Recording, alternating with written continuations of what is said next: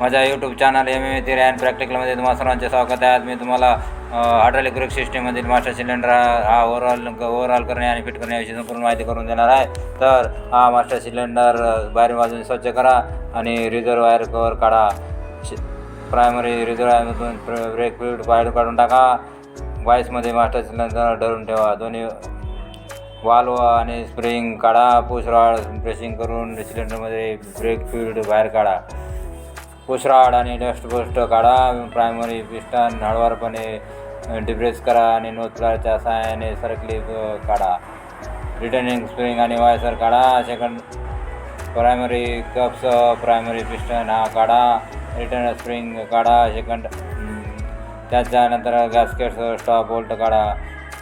Primary cups second primary cup काढा. तसे return spring काढा. पिस्टन डॅमेज न करता प्रायमरी पिस्टनपासून सर्व कप्स सिम्स काढा. आता सर्व पार्ट्स अल्कोहोलमध्ये स्वच्छ करा. व्हेंट प्लग प्रायमरी व सेकंडरी रबर कप स्वच्छ असल्याची खात्री करा. मास्टर सिलेंडर बोरवर स्कोरिंग फिटिंग इत्यादी आहे का ते चेक करा. डॅमेज असल्यास मास्टर सिलेंडर बदला. पिस्टन डॅमेज आहे का ते चेक करा. आवश्यकता असल्यास बदला. रिटर्न स्प्रिंग चेक करा. आवश्यकता असल्यास बदला. सर्व रबर पार्ट्स बदला. सर्व पार्ट्स किटमध्ये येतात.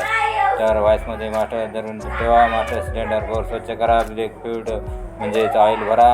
सर्व पार्ट्स ब्रेक फ्लुइड बुडवा आणि त्यानंतर आपल्या सर्व पिस्टन रिटर्न स्प्रिंग फिक्स करा.